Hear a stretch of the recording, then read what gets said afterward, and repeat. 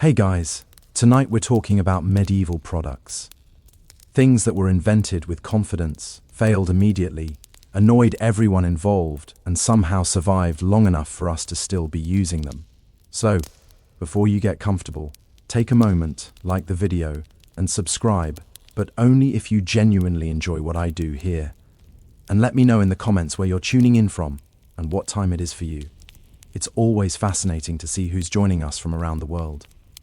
Medieval toothpaste was not designed to care for teeth. It was designed to intimidate. The idea was noble: clean your mouth, avoid rot, appear vaguely civilized.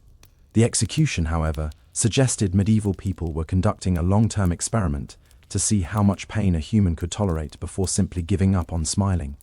The ingredients alone read like a medieval prank: crushed animal bones, burnt shells, wood ash, salt, charcoal, occasionally powdered brick. Because when your dental plan is already unhinged, why not commit fully? These substances were mixed into gritty powders or pastes and rubbed directly onto teeth using fingers, cloth, or what can only be described as medieval optimism. This did technically remove plaque. It also removed enamel, dignity, and any joy associated with having a mouth. Brushing was not refreshing. It was an event. People did not freshen up. They braced themselves. The sensation has been described by historians as unpleasant, abrasive, and deeply regrettable. Like chewing sand while someone whispers encouragement. And medieval people noticed. They were not fools. They noticed their teeth becoming sensitive. They noticed bleeding. They noticed that drinking anything remotely warm or cold now felt like a personal attack. Many responded logically by stopping entirely. Others continued brushing out of fear that not brushing would somehow be worse, which is a very medieval approach to problem solving. Here is the real failure. Toothpaste did not significantly improve dental outcomes. Teeth still rotted, gums still receded, infections still happened, the product hurt, delivered minimal results, and inspired zero enthusiasm. In modern terms, it would have been discontinued after a week and recalled for emotional damage, and yet humanity refused to let it die. Instead of abandoning toothpaste, we refined it. We softened the abrasives. We added mint so it felt like progress. We gave it reassuring names like gentle, advanced, and recommended by dentists, even though the basic principle remains unchanged.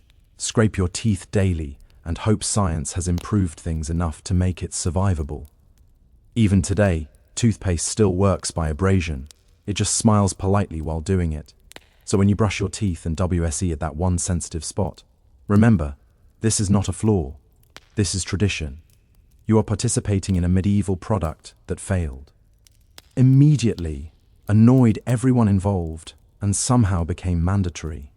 History did not fix toothpaste. It just made it taste like mint and lie about it. Medieval soap was not created to pamper the skin. It was created to win a fight against dirt. And if your skin happened to lose that fight, that was considered acceptable collateral damage.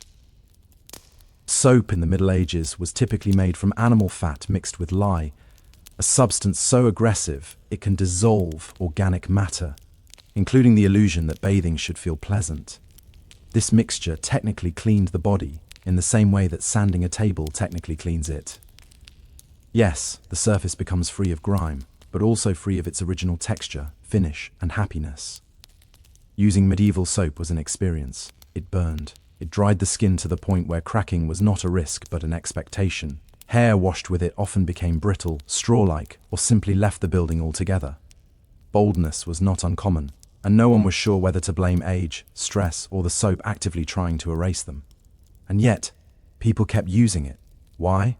Because the alternative was smelling like medieval life, which included livestock, smoke, sweat, and existential dread. Soap may have hurt, but it hurt less than social exile.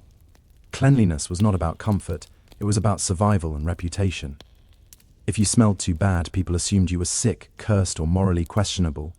Here is where soap truly failed. It was incons. Instant. Some batches cleaned reasonably well.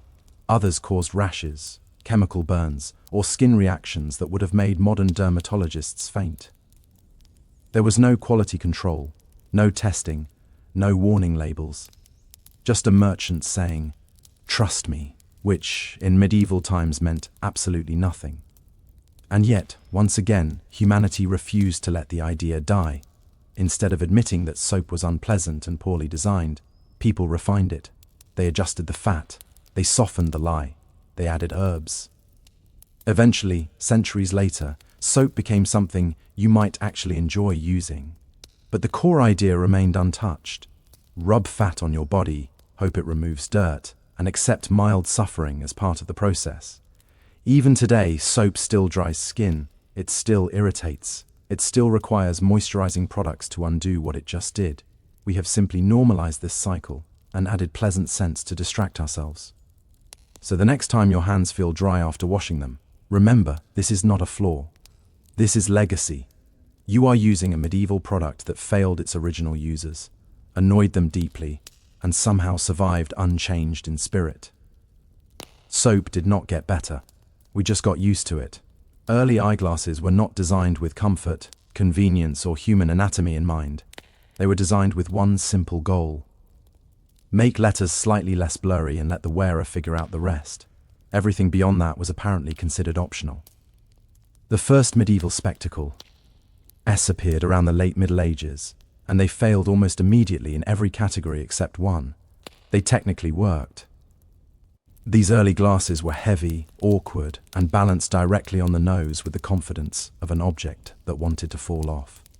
There were no arms to hook over the ears, no adjustable parts, just two lenses connected by hope and friction. If you moved your head too quickly, the glasses slid off. If you bent over, they fell. If you sneezed, they abandoned you. Reading while wearing medieval eyeglasses required monk-like discipline. You had to sit perfectly upright, hold your book at the correct angle, and resist the urge to exist too energetically. Any sudden movement could send your lenses tumbling into the dirt, where they would be immediately stepped on by someone who did not care about your vision journey. And let us be clear, people hated them. Eyeglasses were uncomfortable, socially awkward, and openly mocked. Some believed they were unnatural.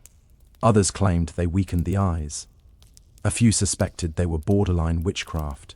Nothing says cutting-edge technology like being accused of sorcery because you want to read without squinting. They also barely worked.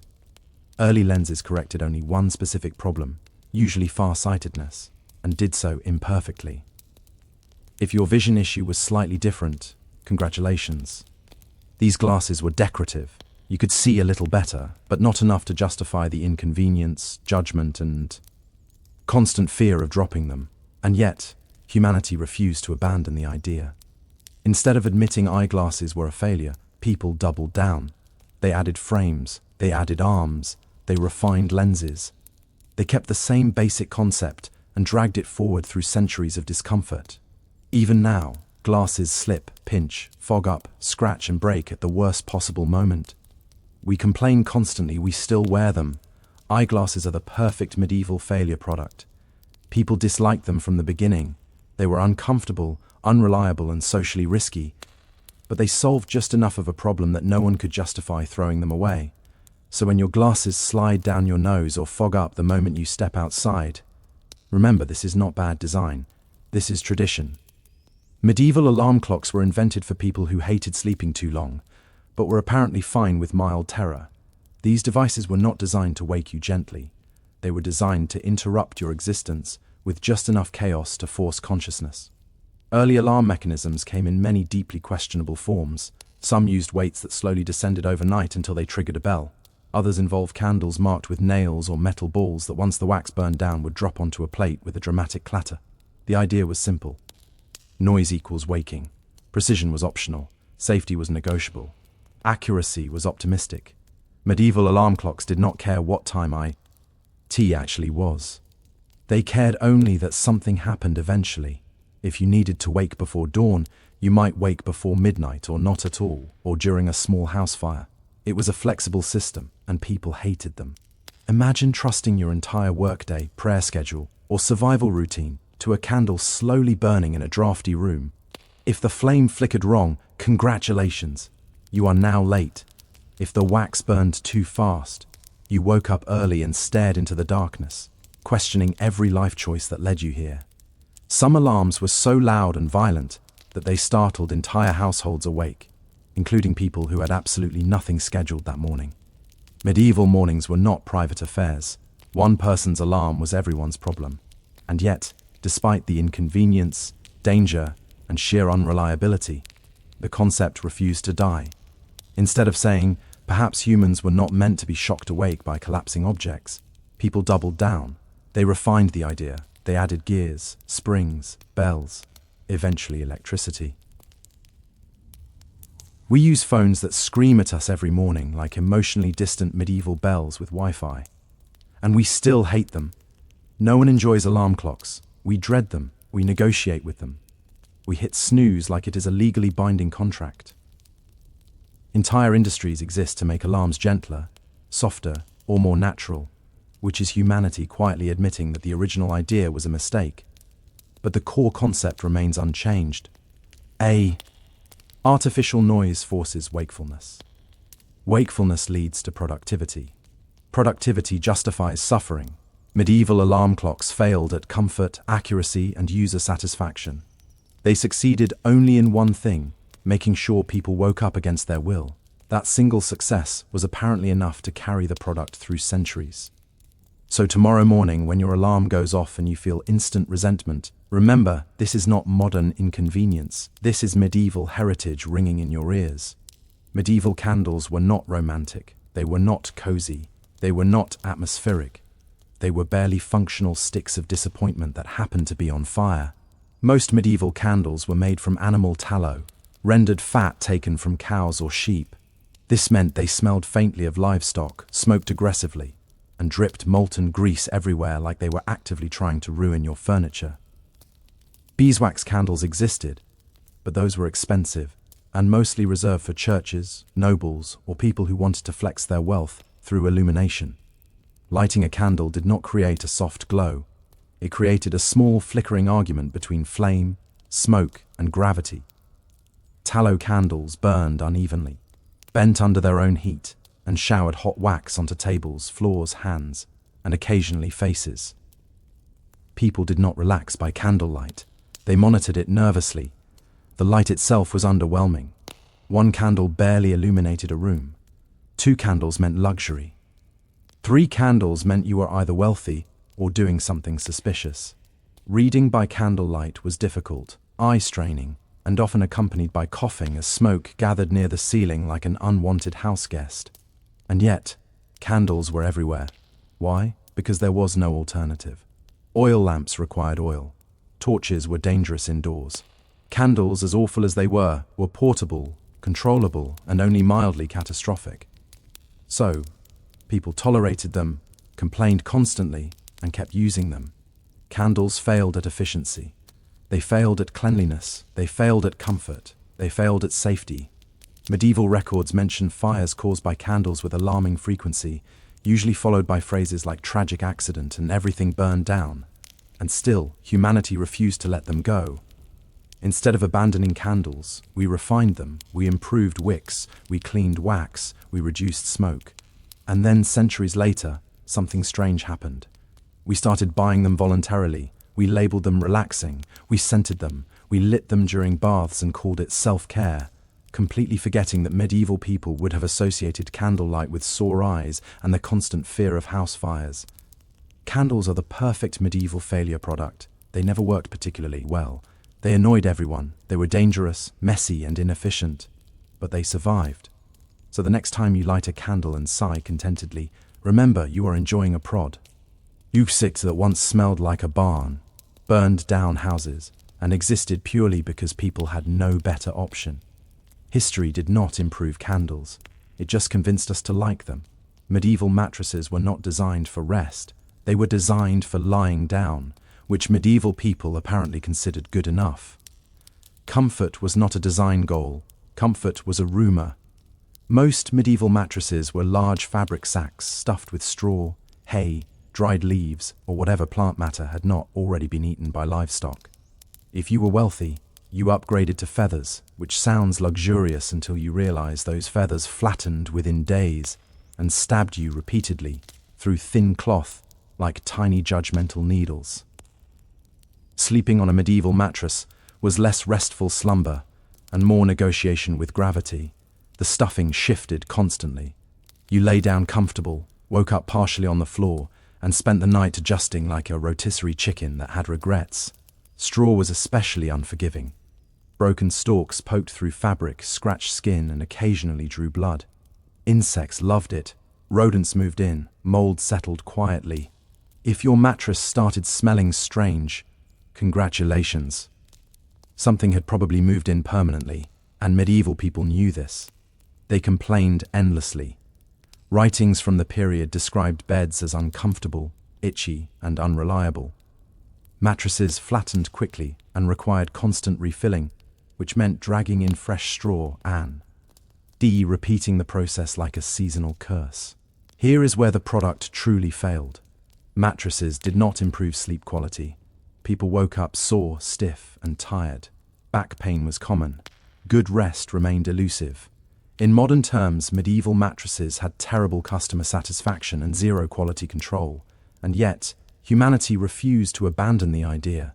Instead of questioning whether sleeping on sacks of plant matter was wise, people doubled down. They improved the fabric. They experimented with stuffing. They layered mattresses. Eventually, centuries later, we arrived at foam, springs, and memory materials that still somehow fail to satisfy everyone. We still complain about mattresses. Too soft, too firm, too hot, too expensive. Somehow, after 800 years, we are still arguing about how to sleep comfortably. The medieval mattress failed immediately. It was uncomfortable, unhygienic, and exhausting. But the core idea, stuffing something soft into a sack and lying on it, was never questioned. So when you wake up sore and blame your mattress, remember, this is not modern inconvenience. This is medieval design philosophy, alive and well in your bedroom. Medieval pillows were not designed for comfort, they were designed to exist near your head and occasionally remind you that comfort was not a medieval priority. The idea of a soft, supportive cushion cradling your neck would have sounded suspiciously luxurious, possibly sinful, and almost certainly unnecessary.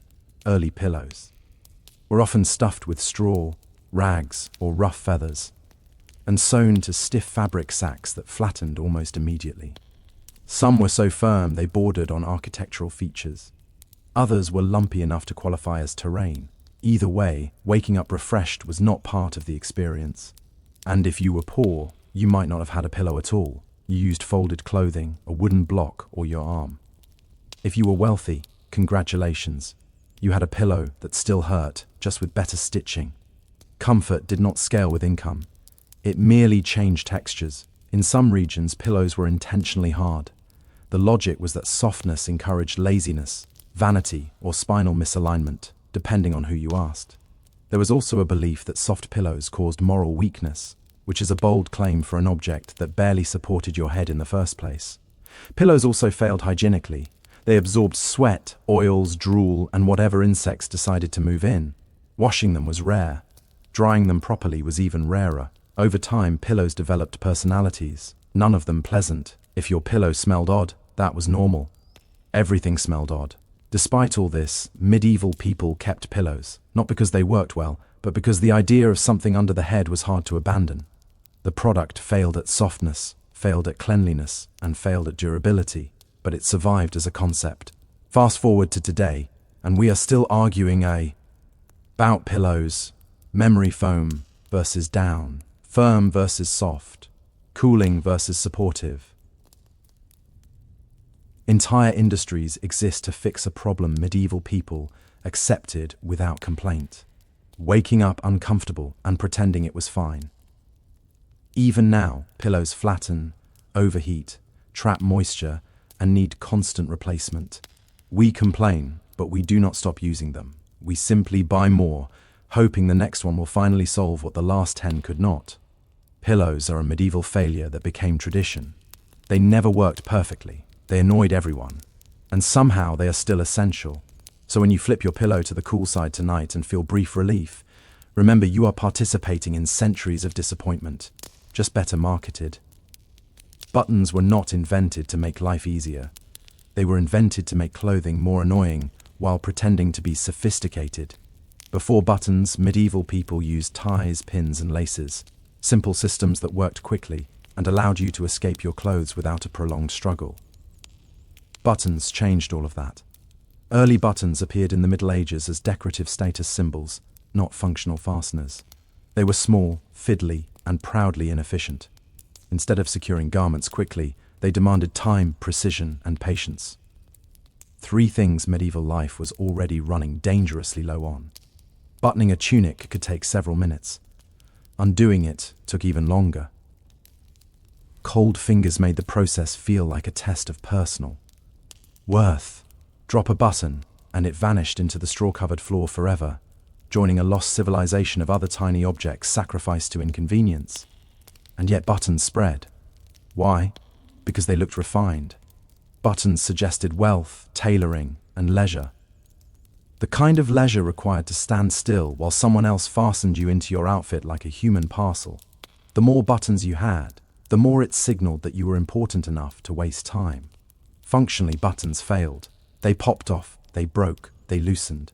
They offered no flexibility if your weight changed, which medieval diets were famously unpredictable about. Laces adjusted, pins adapted, buttons judged silently. Buttons also made laundry worse. Washing garments with buttons risked damage, tangling, or breakage. Repairing them required skill, thread, and eyesight. All things medieval peasants did not have in abundance. Despite this, humanity doubled down. Instead of admitting that buttons were inferior to faster systems, we embraced them. We added more buttons, smaller buttons, decorative buttons that did absolutely nothing. Even today, clothing includes buttons that exist purely to look busy while contributing nothing to function. We still struggle with them. We still lose them. We still get annoyed when one pops off in public. Buttons are the perfect medieval failure product. Slow, unnecessary, fragile, and irritating, yet socially powerful enough to survive unchanged in principle for center. Eyes. So the next time you button a shirt and feel that tiny flicker of frustration, remember, this is not poor modern design. This is medieval fashion winning an argument it never deserved to win. Medieval public toilets were not designed for hygiene. They were designed for containment, and even that goal was approached with alarming optimism. The basic idea was simple. Designate a hole, convince people to aim for it, and trust gravity to solve the rest. Science was not invited to this meeting. Most medieval public toilets were long wooden benches with multiple holes cut into them, positioned over pits, rivers, or flowing water if someone was feeling ambitious. There were no dividers, no privacy, no personal space. Using the toilet was a communal activity, whether you wanted it to be or not. Conversation happened. Eye contact happened. Regret happened. Cleanliness was theoretical. These toilets were rarely cleaned, frequently overflowing, and always aromatic. The smell was not unpleasant. It was structural. It clung to buildings. It drifted through streets. It announced itself long before you arrived, giving you time to reconsider your life choices. Disease spread easily, but medieval people did not connect toilets with illness in any meaningful way. If you got sick, that was God, fate, or bad air. Not the hole everyone was using repeatedly all day. The concept failed spectacularly at sanitation, health, and dignity. And yet, the idea survived. Instead of abandoning shared toile, tea spaces, humanity kept them. We refined the pits, added water, added pipes, added flushing, added signs asking people to wash their hands because, apparently, that still needed clarification centuries later. Modern public bathrooms are objectively better, and yet they still inspire discomfort, anxiety, and avoidance. We still hesitate before entering. We still judge cleanliness instantly. We still avoid touching surfaces whenever possible. The medieval experience lives on emotionally, if not structurally.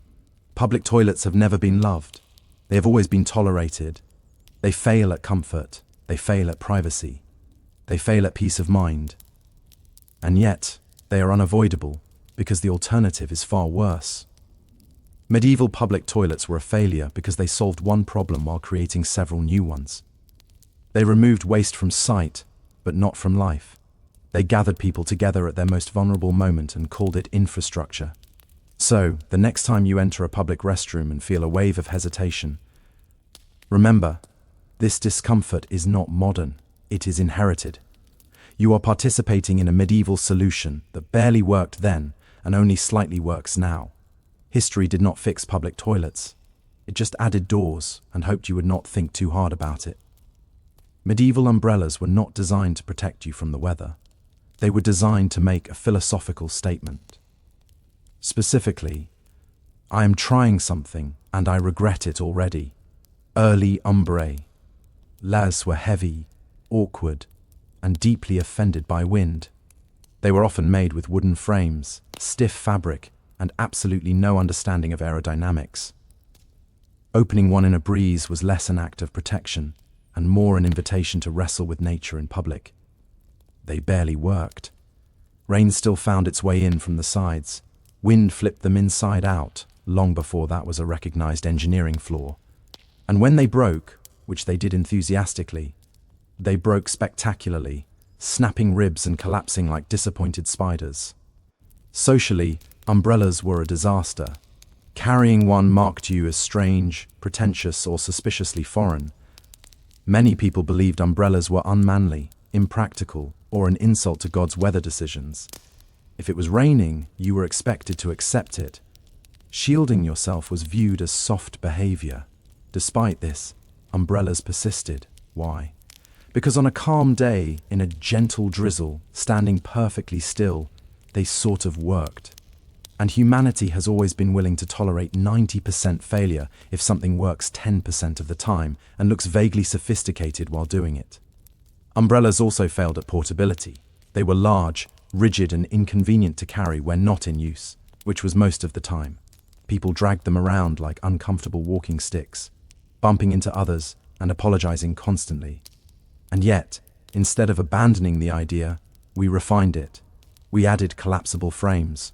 We lightened materials. We improved fabric. We pretended this solved the core issue.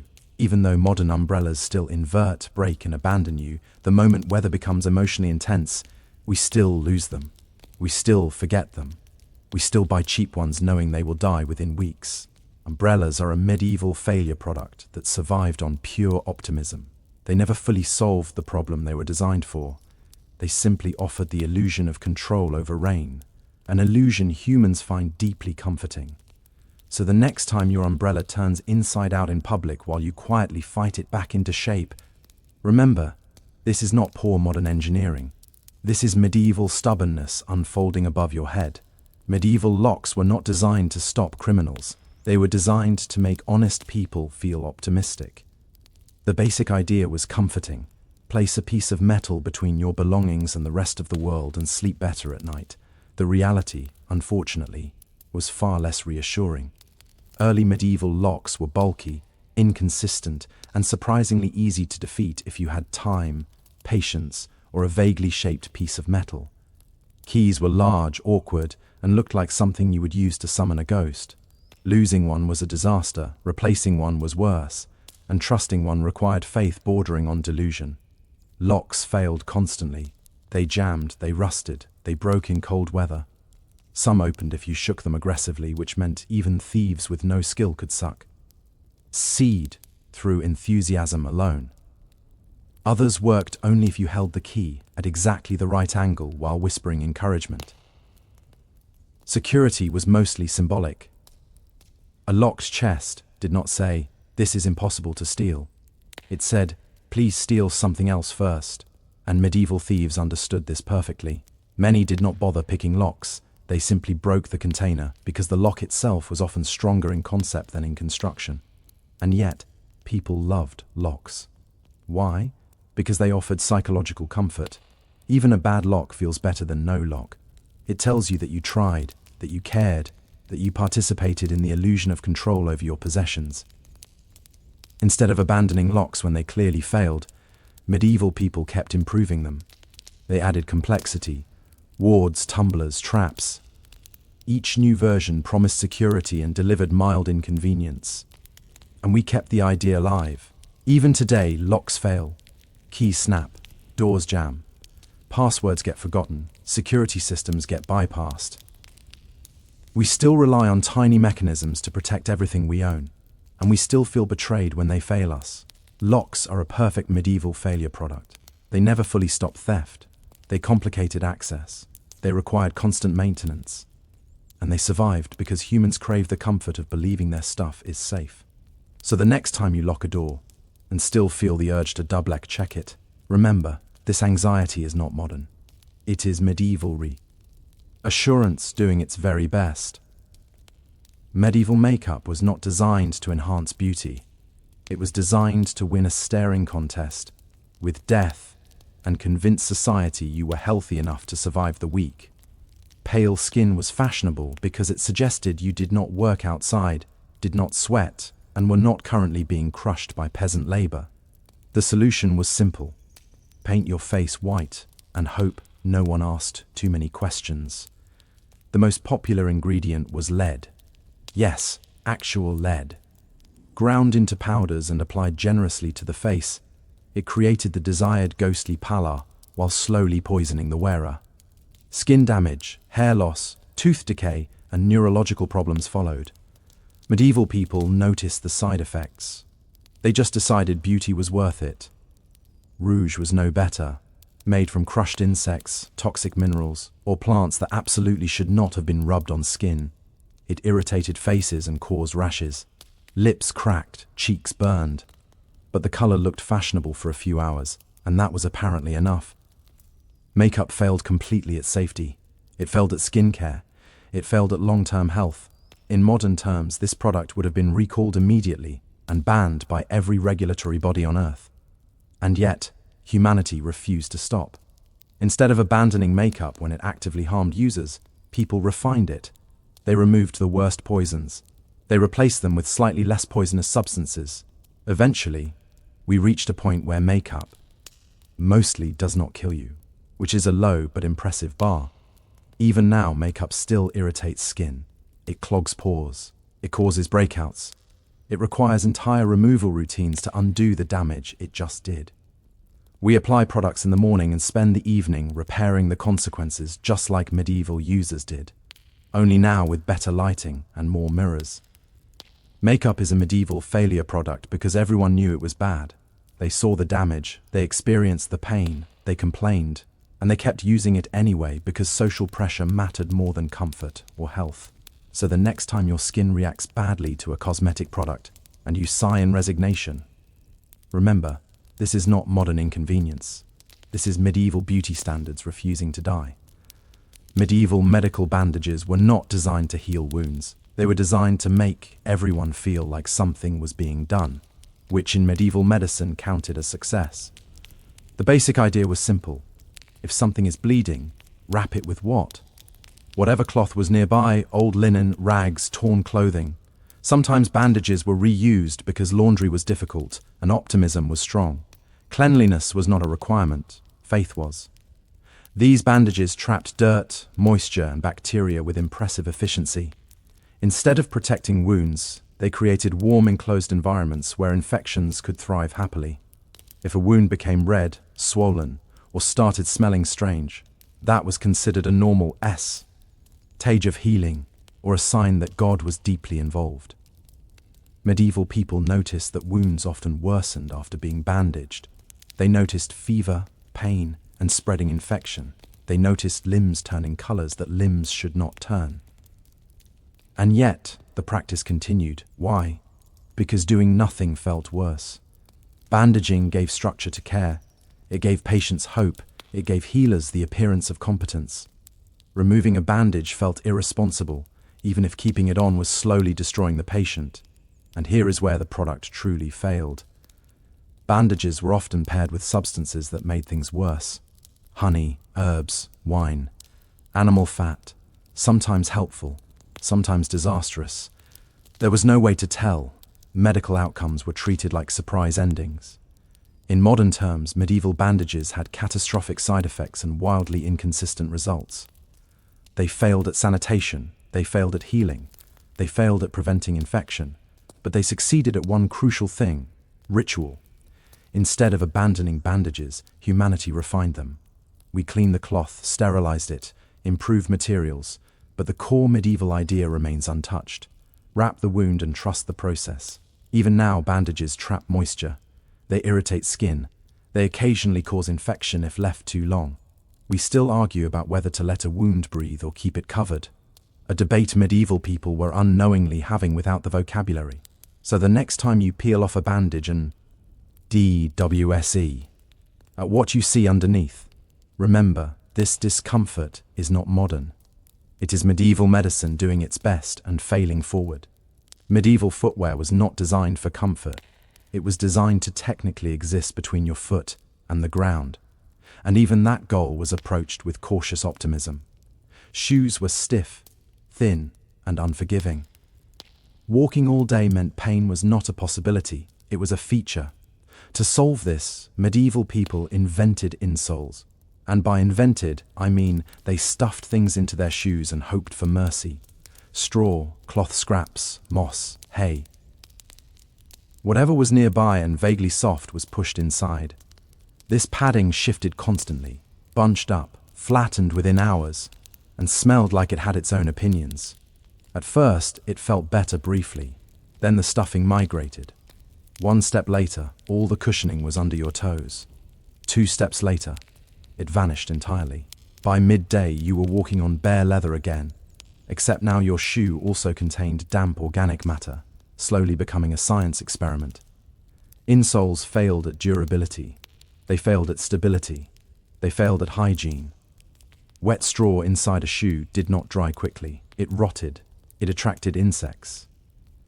If you removed it at the end of the day, you were greeted by a smell that suggested your foot had lived a full, independent life. And medieval people knew this. They complained. They replaced stuffing constantly.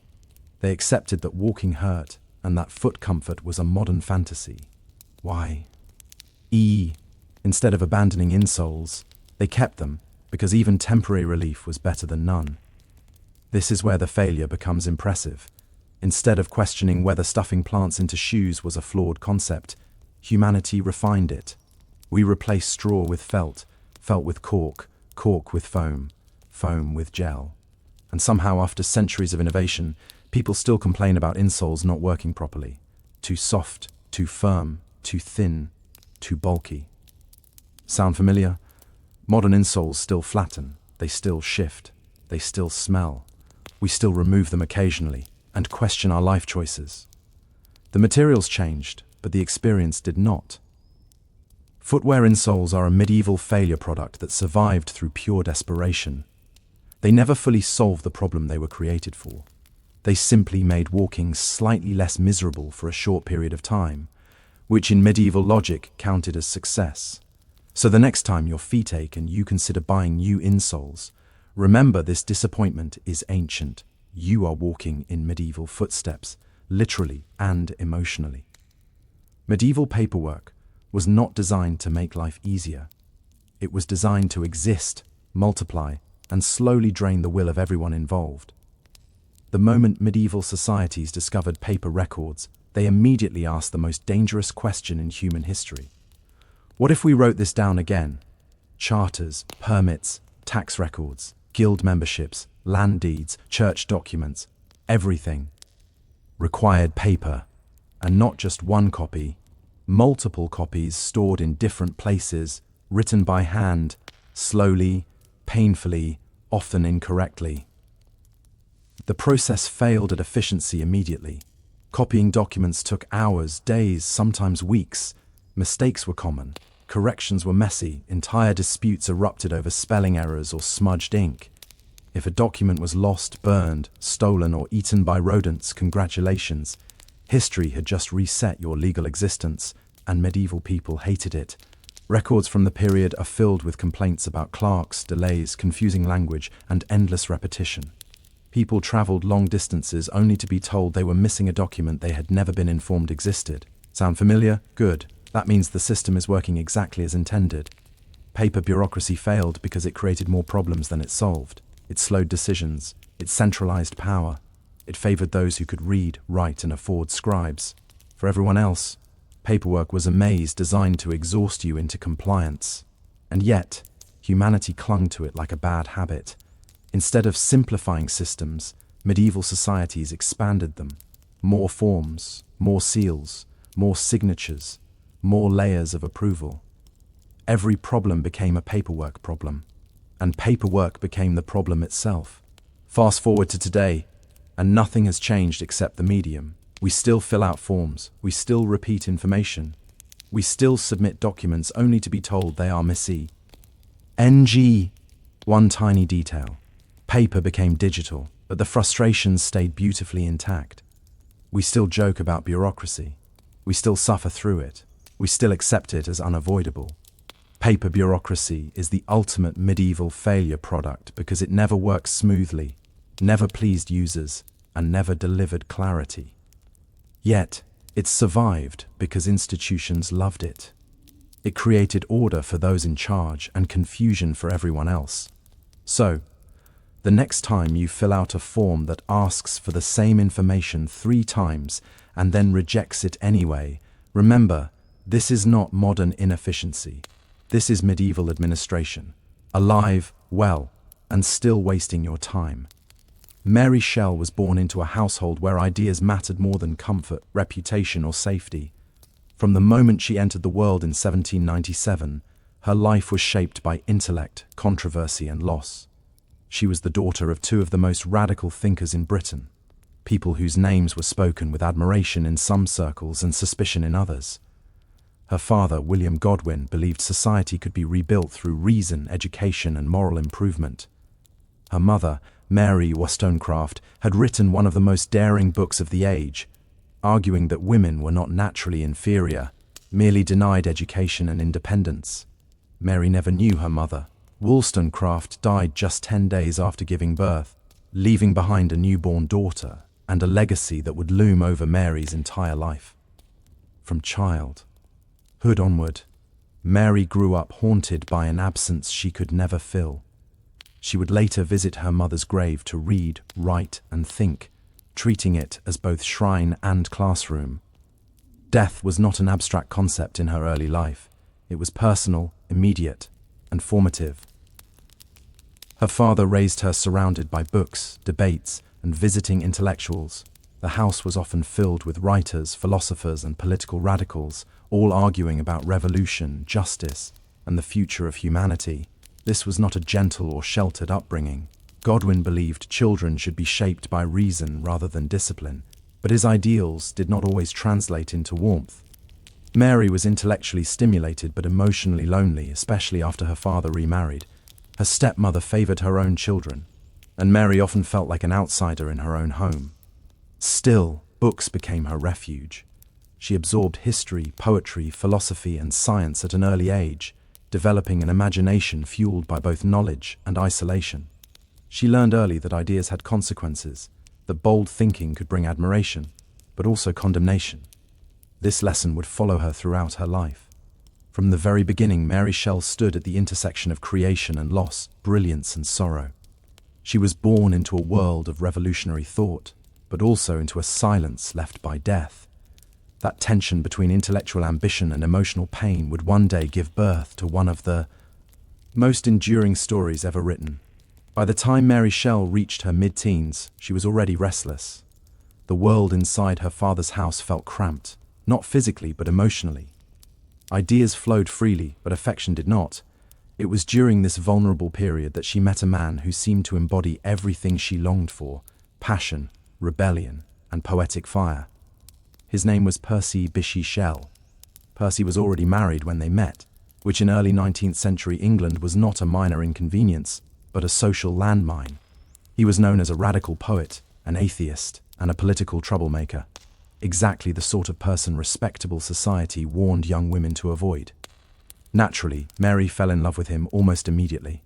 He treated her as an intellectual equal, encouraged her writing, and spoke of freedom with the intensity of someone determined to live by his ideals, no matter the cost. Their relationship quickly became a scandal. Mary's father, despite his radical philosophy, was horrified. He had written about free love in theory, but watching his teenage daughter run off with a married man was another matter entirely. Yet Mary was undeterred. In 1814, she and Percy fled England together, accompanied by Mary's stepsister, Claire Clairmont. It was less a romantic honeymoon and more a chaotic act of rebellion. Their journey through France, Switzerland, and Germany was difficult, uncomfortable, and often miserable. They traveled on foot, slept poorly, ran out of money, and faced constant uncertainty. But for Mary, this escape was intoxicating. She had chosen love and freedom over obedience, fully aware that society would never forgive her for it. At just 16, she had severed her place in polite society with remarkable resolve. The emotional toll was heavy. Letters from home went unanswered. Friends turned cold. Respectable doors closed permanently. Yet Mary learned something crucial during this period. Independence came at a steep price, but submission cost even more. She was no longer simply the daughter of famous thinkers. She was now the author of her own scandal. This period of exile hardened her. Love, she discovered, was not a fairy tale, but a force capable of destruction as well as inspiration. These lessons about devotion, defiance, and consequence would soon shape the darkest and most powerful ideas she ever put to paper. In 1816, Mary Shell arrived in Switzerland expecting inspiration and beauty. What she encountered instead was darkness, literal and psychological. That year would later be remembered as the year without a summer, caused by a massive volcanic eruption that filled the atmosphere with ash and blotted out the sun. Cold rain fell relentlessly, skies stayed grey, days felt unfinished. For Mary, the gloom seeped into everything. She and Percy Shelley settled near Lake Geneva, not far from the rented villa of Lord Byron, already infamous for his excesses and genius. The group that gathered there, poets, lovers, and restless minds, spent their days trapped indoors, reading German ghost stories aloud by candlelight, arguing about science, life, and the soul. Conversations drifted toward electricity, galvanism, and the disturbing question of whether life itself could be artificially created. It was Byron who proposed a challenge. Each person should write a ghost story. At first, Mary struggled. Nights passed with no ideas, only unease. She felt like an observer rather than a creator, surrounded by towering male intellects. But her imagination was quietly assembling something far more powerful than a simple ghost tale.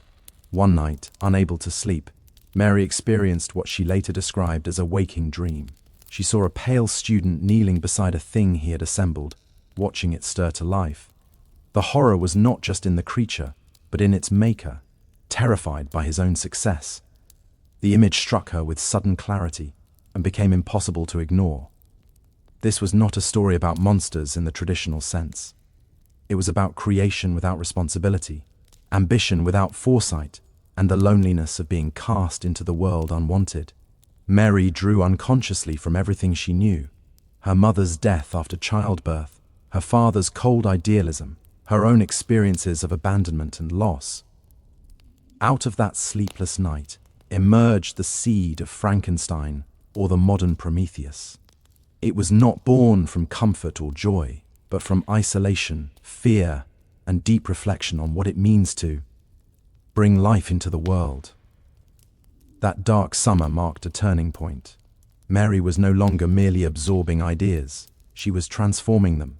In a world without sunlight, she imagined a spark powerful enough to animate the dead, and in doing so quietly changed literature forever. The creation of Frankenstein did not bring immediate triumph to Mary Shell. Instead, the years that followed were marked by a far more intimate and devastating education, motherhood, and the repeated experience of loss. While still in her late teens, Mary became pregnant for the first time. The child was born prematurely and lived only a few days. Mary recorded the event in her journal with quiet restraint, but the pain beneath her words was unmistakable. She dreamed of the baby coming back to life, warmed by the fire. It was a haunting image, and one that echoed eerily with the themes already forming in her imagination. More pregnancies followed, and with them more tragedy of Mary's children. Only one would survive into adulthood. Each loss deepened her understanding of grief, responsibility, and the cruel randomness of existence. These were not abstract ideas to her, they were lived realities. While Percy Shell pursued poetry and ideals with relentless energy, Mary was often left to bear the physical and emotional consequences of their shared life. The contrast between creation and destruction became inescapable. To give life was to risk unbearable pain. To love deeply was to invite devastation. These Experiences sharpened the emotional core of Frankenstein, transforming it from a clever philosophical experiment into something far more human. The creature's abandonment, its longing for connection, and its rage at being rejected all carried the weight of Mary's personal losses. During this period, Mary also faced social isolation. She was judged harshly for her unconventional life, blamed for moral transgressions others freely committed. Respectable society saw her as reckless, improper, even dangerous. Yet she continued to write, revise, and think, often doing so while exhausted, grieving, and financially uncertain. 1818, Frankenstein was finally published anonymously. Many readers assumed the author was a man. Some critics praised the novel's originality while condemning its disturbing ideas. Others were unsettled by the fact that such a dark and philosophical work could have come from someone so young. Mary watched quietly as her creation entered the world. Much like the creature in her novel, misunderstood, debated, and judged without mercy. Motherhood and grief had carved something permanent into Mary's shell. They stripped away youthful illusions and replaced them with a deeper, darker clarity. Life, she learned, was fragile. Creation was dangerous, and love carried consequences no one could fully control.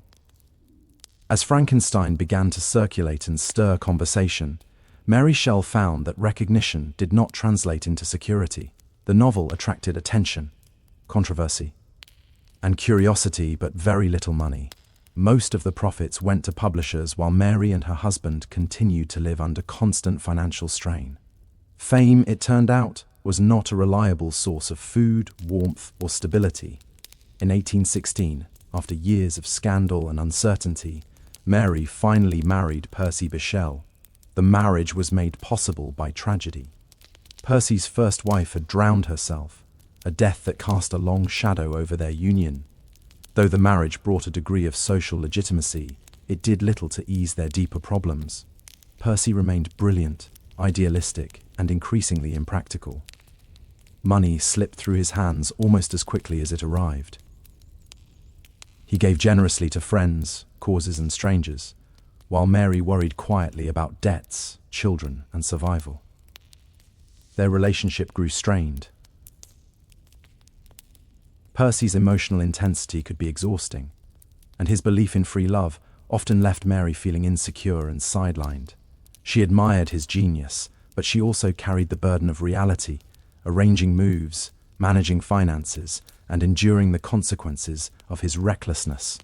While he wrote poetry aimed at eternity, Mary was forced to think about tomorrow. Despite this, she did not stop writing. She revised Frankenstein, contributed essays and reviews, and began work on new fiction. Yet, her literary identity remained overshadowed by her husband's reputation. She was often introduced not as an author in her own right, but as Percy Shell's wife, a Lel, able that quietly minimized her achievements. Poverty followed them wherever they went.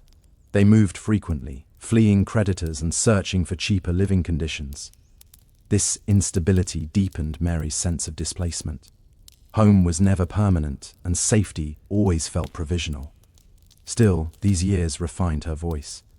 She became sharper, more disciplined, and more aware of the cost of idealism when divorced from responsibility. This period forced Mary Shell to confront a harsh truth. Imagination alone could not sustain a life. Creation required endurance, genius demanded sacrifice, and love, no matter how passionate, could erode under the weight of hunger, grief, and unmet expectations. The tension between vision and survival would remain a central theme in both her life and her work. By the early 1820s, Mary Shell and Percy Bysshe left England for Italy, hoping distance might solve what proximity had failed to fix. Italy promised beauty, warmth, and a lower cost of living. It also offered escape from creditors, judgment, and the ghosts of their earlier choices. For a time, the move felt almost successful. The landscapes were luminous, the cities ancient and alive, and the intellectual circles stimulating. Yet beneath the surface, the same fractures remained. Italy became a place of contrasts. There were moments of genuine happiness, long walks, shared reading, conversations about art and history, but these were punctured repeatedly by tragedy. Two of Mary's child. Wren died there, taken by illness in quick succession. The losses hollowed her. Grief became routine, something endured rather than processed. Percy, overwhelmed and guilt-ridden, retreated further into idealism, poetry, and emotional distance. Their marriage began to feel less like a partnership and more like coexistence. Percy's belief in emotional freedom led him into intense attachments with other women. Arrangements he justified philosophically, but which wounded Mary deeply. She was expected to be understanding, enlightened, modern, yet she remained human. Love, she learned again, could be rationalized into cruelty. Mary continued writing, though often in emotional isolation. She worked on novels such as Valpa, drawing on Italian history and political struggle, but the public reception was lukewarm. Critics compared her unfavorably to her husband, dismissing her work as secondary, derivative, or overly intellectual for a woman. The irony was sharp. She was criticized both for thinking too much and for not being brilliant enough. Italy, once imagined as renewal, slowly became associated with loss. The sunlit landscapes could not soften the accumulating grief. Each death, each disappointment stripped away another layer of youthful optimism. Mary matured rapidly, not through choice but necessity. Still, something crucial was forming. These years sharpened her understanding of endurance. She saw how ideals collapsed under pressure, how beauty could coexist with suffering, and how individuals survived not through grand philosophies, but through quiet persistence. Italy did not save Mary Shell, but it forged her. Out of heat, grief, and disillusionment, she emerged with a clearer sense of herself, not as someone orbiting genius, but as a writer shaped by experience, restraint, and a deep knowledge of human fragility. In 1822, everything collapsed. Mary Shell was only 24 when her life was violently split in two. Her husband Percy Bysshe set sail along the Italian coast in a small boat, confident as ever in his belief that nature could be mastered with courage and intellect. A sudden storm rose without warning. The boat vanished. Days later, Percy's body washed ashore, unrecognizable, battered by the sea. Mary was not present when it happened. She learned of his death through others, forced to imagine the final moments rather than witness them. The shock was absolute. Percy had been many things: brilliant, careless, exhausting, inspiring, but he had been the axis around which her adult life revolved. His death left not only grief, but silence. No more arguments, no more reconciliations, no possibility of change. The aftermath was grim. Percy's body was cremated on the beach in a strange improvised ceremony attended by friends. Mary did not watch. She could not. Later, she kept his heart literally preserved among his papers, a detail often sensationalized but deeply revealing. For Mary, memory was physical. Loss was something you carried, not something you moved past. Now a widow with a surviving son, she faced an unforgiving reality. There was no romantic tragedy here, only responsibility. She returned to England poorer, more isolated, and socially vulnerable. As Percy's widow, she was both pied and judged. His family controlled his estate and limited her financial support, forcing her into careful negotiations simply to survive. Yet something shifted. For the first time, Mary was no longer living inside someone else's orbit. The chaos that had defined her youth, scandal, flight, emotional turbulence was over. What remained was grief, but also clarity. She had endured what few could survive without breaking. Writing became not just expression, but necessity. She edited and published Percy's poems, determined to secure his legacy, even as she quietly constructed her own. She began to understand survival as an act of strength, rather than compromise. Percy Shell's death ended one chapter of Mary's life with brutal finality, but it also forced her into independence. She had outlived her genius husband, outlived her illusions, and outlived the reckless freedom of youth. What came next would be quieter, but no less remarkable. After returning to England, Mary Shell entered the longest and least romantic phase of her life. There were no dramatic escapes now, no thunderstorm revelations, No reckless geniuses to orbit. Instead, there was work. She was a single mother, a professional writer, and the guardian of a powerful literary legacy, roles that demanded discipline rather than inspiration. Mary supported herself largely through writing, something still rare and precarious for a woman in the early 19th century. She produced novels, biographies, essays, travel writing, and short stories, contributing regularly to magazines and annuals. Works such as The Last Man explored themes of isolation, plague, and the collapse of civilization. Subjects critics found unsettling and oddly unmarketable. Many failed to recognize how deeply personal these stories were. Mary was writing about survival in a world emptied of familiar faces. At the same time, she became the primary editor of Percy Bysshe's work. She organized his manuscripts, corrected errors, and fought quietly against efforts to soften or censor his more radical ideas. Without her, much of Percy's poetry would likely have been lost or misrepresented. Yet, this labor was often invisible. Praise went to the dead poet, not the living woman who preserved him.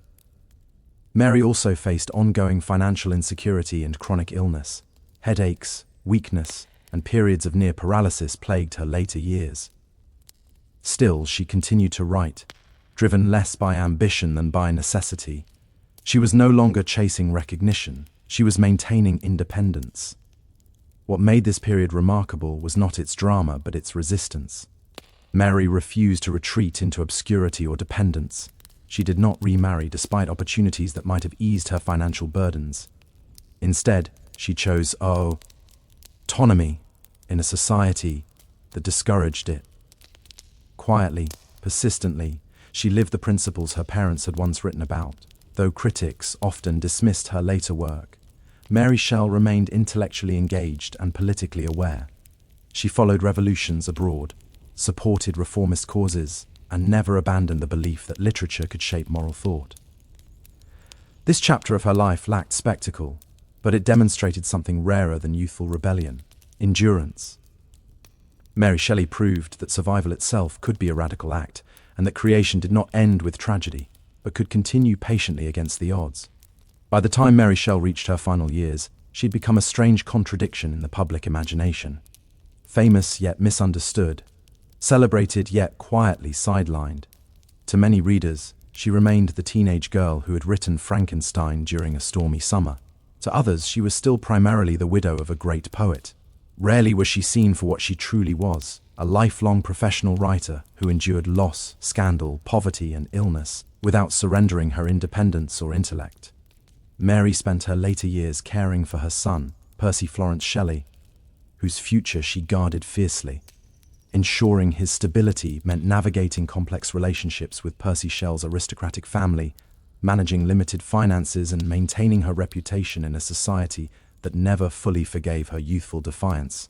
Respectability, once denied to her, became a tool she used strategically rather than a value she worshipped. Her health steadily declined. Chronic pain, weakness, and neurological symptoms made daily life difficult. Yet she continued reading, thinking, and writing for as long as she was able. She revised earlier works, reflected on her past, and watched as Frankenstein took on a life entirely its own. The novel was adapted for the stage, altered, sensationalized, and simplified. The creature became a monster in popular culture. Even though Mary had written him as a thinking, feeling being shaped by neglect. In many ways, the fate of her novel mirrored her own, reduced, misunderstood, yet impossible to erase. Mary Shelley died in 1851 at the age of 53. She left behind no dramatic final gesture, no manifesto, no grand farewell. What she left instead was something far more durable, a body of work that continued to ask uncomfortable questions. What do creators owe their creations? What happens when society abandons responsibility in the name of progress? How much loneliness can a human endure before turning bitter or cruel? Over time, her reputation shifted. Scholars began to recognize her philosophical depth, her political awareness, and her influence on science fiction, Gothic literature, and feminist thought. She was no longer just the woman behind Frankenstein. She was a thinker shaped by grief. survival, and relentless observation.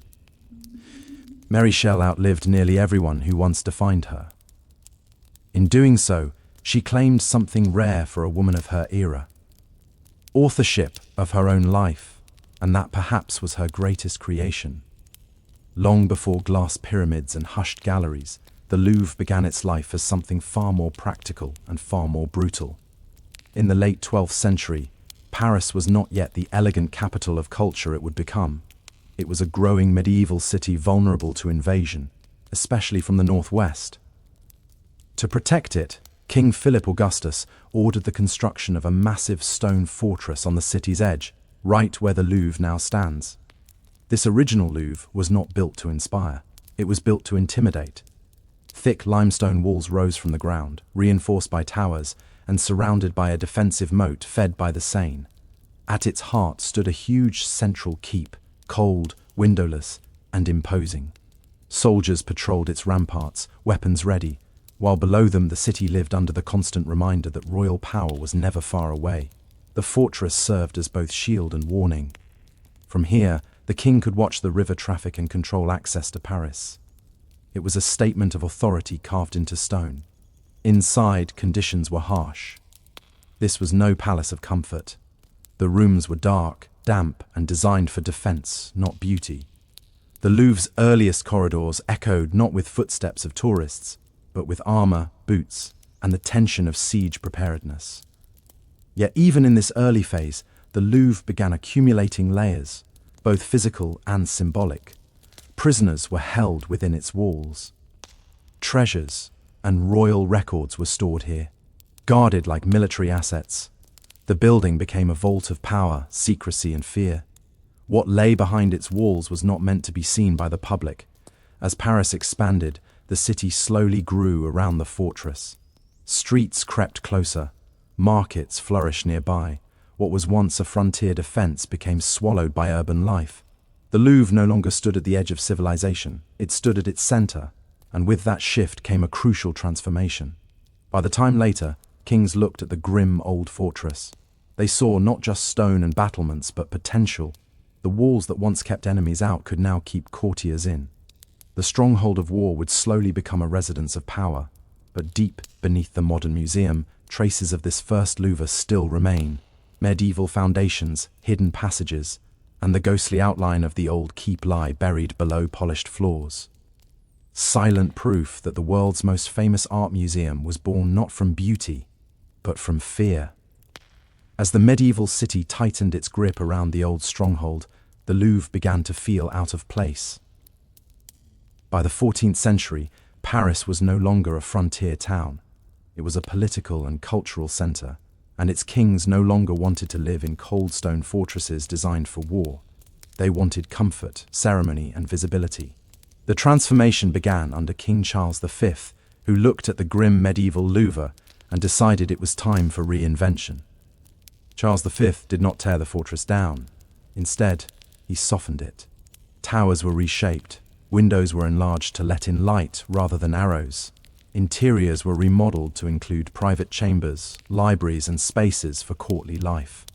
For the first time, the Louvre became a place where a king actually lived, not just ruled from a distance. The former military outpost slowly evolved into a royal residence. This shift changed the building's atmosphere entirely. Where soldiers once stood watch, courtiers now whispered. Where weapons had been stored, tapestries were hung. The Louvre became a stage for power rather than a shield against it.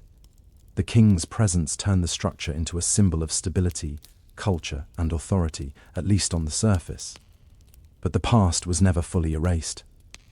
Beneath the new decorations, the old fortress remained. Secret stairways, thick walls, and narrow passages continued to shape daily life. The palace was still a place of control. Access to the king was carefully regulated, and the architecture reinforced hierarchy. Who stood where, who entered which room, and who waited in the shadows. All of it mattered. The Louvre also became a repository of royal wealth. Manuscripts, jewels, ceremonial objects, and archives were stored within its walls. Power was no longer just military. It was cultural, symbolic, and bureaucratic.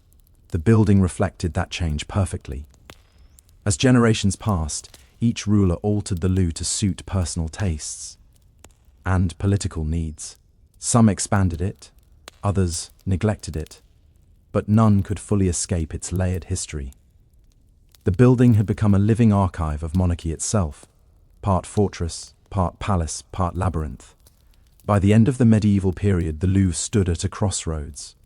It was no longer a place of war, but it was not yet a temple of art.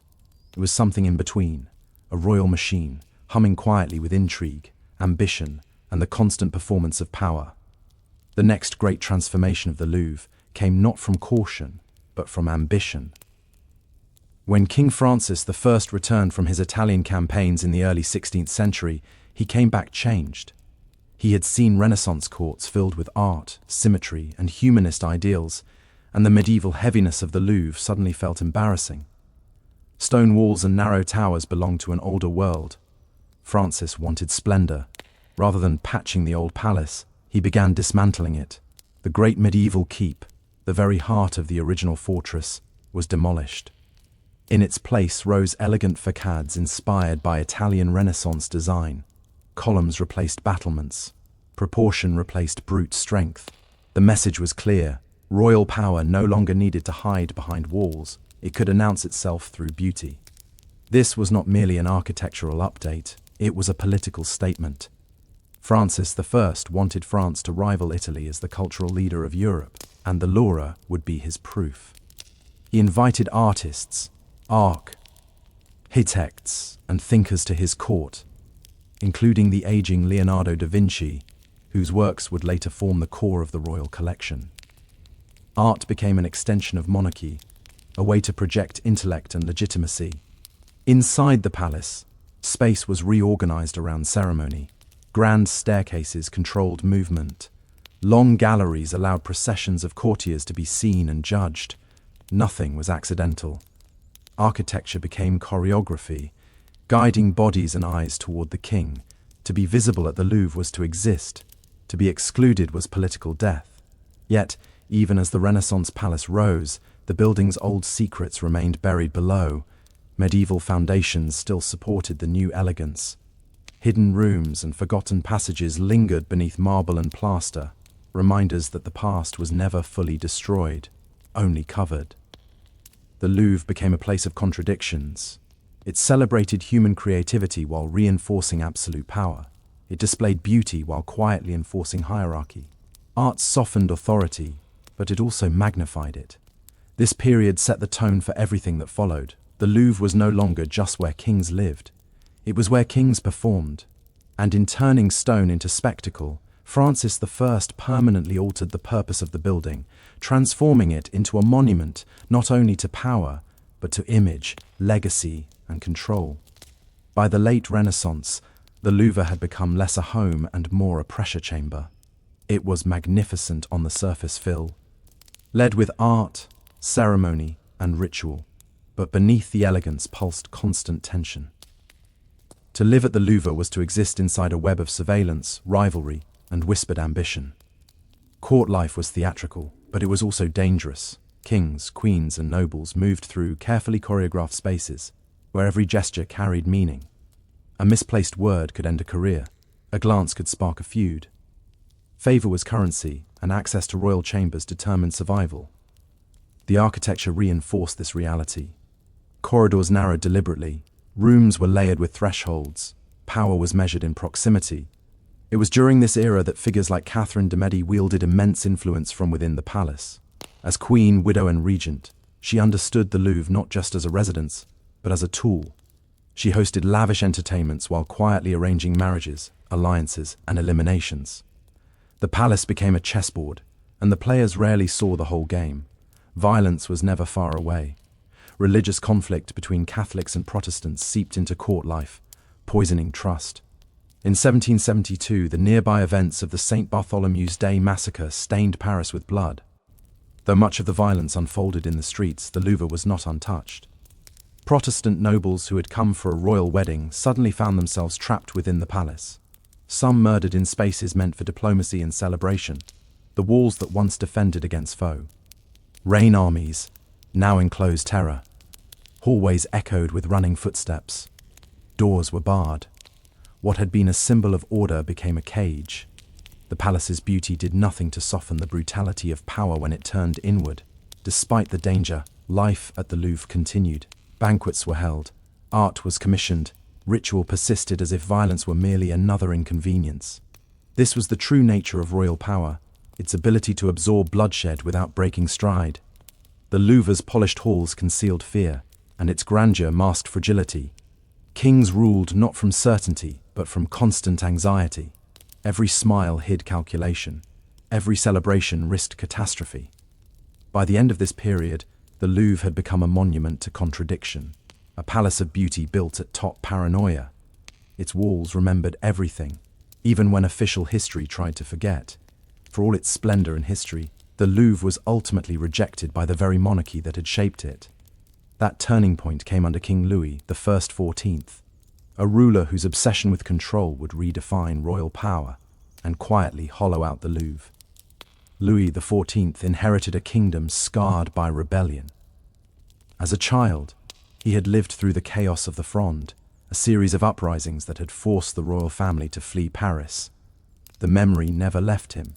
To Louis, the city represented danger, unpredictability, and the constant threat of defiance.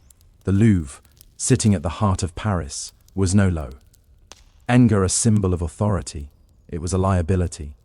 His solution was radical. Rather than rule from within the city, Louis withdrew from it entirely. He transformed a modest hunting lodge outside Paris into the vast palace of Versailles, a place designed to isolate the king from the population and trap the nobility within an endless performance of loyalty. Power would no longer be negotiated in narrow corridors. It would radiate outward from a single, untouchable center. When the court moved to Versailles, the Louvre was left behind, physically intact, but politically obsolete.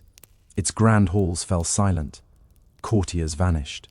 The rituals that once animated its rooms migrated west, leaving the palace in an uncomfortable limbo. It was no longer a royal residence. Yet, it was far too symbolic to abandon entirely. Instead, the Louvre was repurposed. Artists and royal workshops were installed within its walls. Painters, sculptors, and architects moved into spaces once reserved for nobles. For the first time, creation replaced ceremony as the building's primary activity. This shift was subtle but profound. The Palace of Kings began its long transition into a house of culture. Yet, the change was not driven by generosity. Louis XIV did not open the Louvre to elevate artists.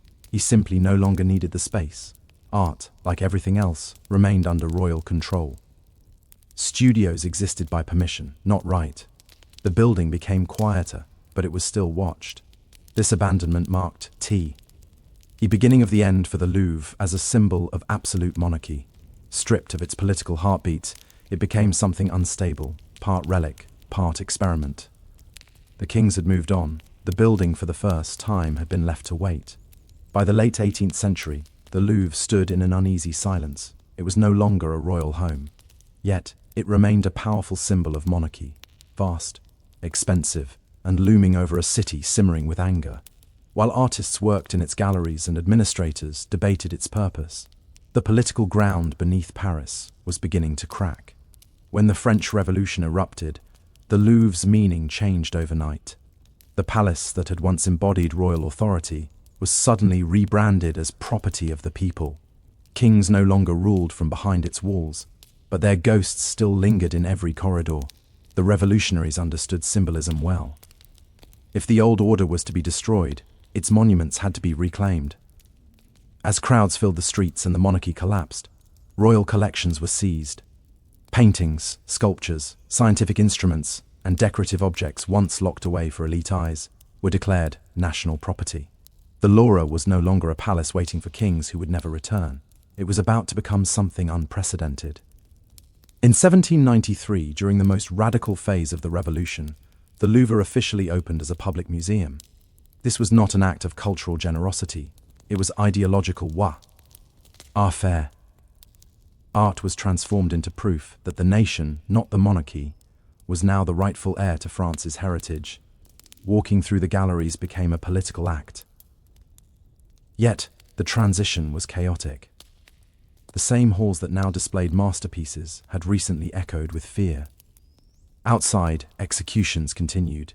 Inside, curators rushed to catalogue and protect objects from looting, vandalism, and neglect.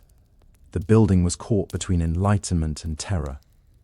The irony was sharp.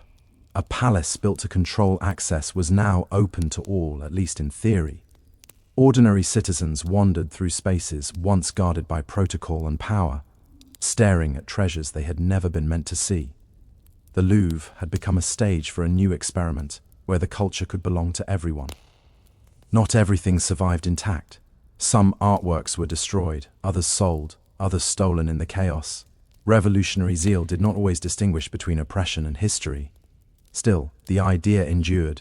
The Louvre was reborn not as a symbol of kings, but as a monument to the nation. This chapter marked the most radical transformation in the building's long life. The fortress had become a palace, the palace had become a museum, and beneath the marble floors, centuries of power quietly shifted hands, this time without asking permission. The revolution had turned the Louvre into a museum of the people, but it was empire that turned it into a museum of power. When Napoleon Bonaparte rose from General T. O ruler, he understood immediately what the Louvre could become. Art was no longer just heritage, it was propaganda.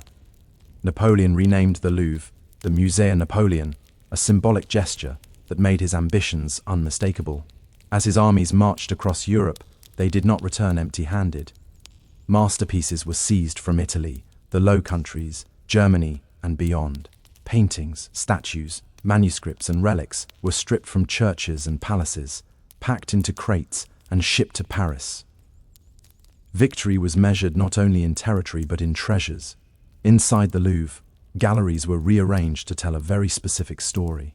Art was displayed as proof of French superiority, ordered to suggest that history itself had culminated in Napoleon's reign. Ancient Rome, Renaissance Italy, and classical Greece were reframed as stepping stones leading inevitably to imperial France. To walk the museum was to walk through an argument. This was not subtle theft, it was systematic, public, and unapologetic. Napoleon believed Paris deserved to be the capital of world culture, and the Louvre would be its altar. Artists and scholars were divided. Some thrilled by access to unprecedented collections, others disturbed by the violence that made it possible. For visitors, the experience was overwhelming. Never before had so much of Europe's cultural heritage been concentrated in one place. The Louvre became a destination not just for citizens, but for foreign dignitaries forced to admire what had been taken from them. But empires rarely last. When Napoleon fell, the question of ownership returned with force. Defeated nations demanded their art back. Crates were reopened. Catalogues were scrutinized. Many works were repatriated, though not all. Some objects quietly remained, absorbed into the permanent collection. This period left a permanent scar on the Louvre's identity. It exposed the uncomfortable truth that museums are not neutral spaces. They reflect power, conquest, and choice. What is displayed is often what survived domination. The Musée Napoleon vanished with the empire, but its legacy endured. The Louvre emerged larger, richer, and more controversial than ever. A palace of art built partly on plunder, its grandeur inseparable from the violence that helped create it. By the 19th century, the Louvre had settled into its new identity as a museum, but its past was far from buried. Beneath the polished floors and carefully lit galleries lay a hidden world most visitors would never see. The Louvre was not just layered in history metaphorically, it was layered physically, stacked century upon century with forgotten spaces sealed off below. As renovations expanded the museum, workers repeatedly stumbled upon remnants of earlier lives. Medieval walls emerged from beneath marble. Old mows were uncovered, still damp centuries after they were filled in. Foundations from the original fortress reappeared like bones pushed to the surface. Instead of destroying them, curators had an unusual decision. The past would remain visible but controlled. These underground spaces became silent witnesses to everything the Louvre had been. Visitors today can walk through sections of the medieval fortress beneath the museum, tracing the outlines of towers built for war, not art. The contrast is unsettling. Above, The world's most famous paintings hang in climate-controlled calm. Below, rough stone walls whisper of fear, defense, and confinement. But not all secrets were architectural. The Louvre developed its own hidden infrastructure: tunnels, service corridors, and restricted passages designed to move art unseen. Masterpieces are rarely transported through public halls. Instead, they travel through underground routes known only to staff, shielded from crowds and cameras. The museum has its own shadow circulation system, invisible but essential.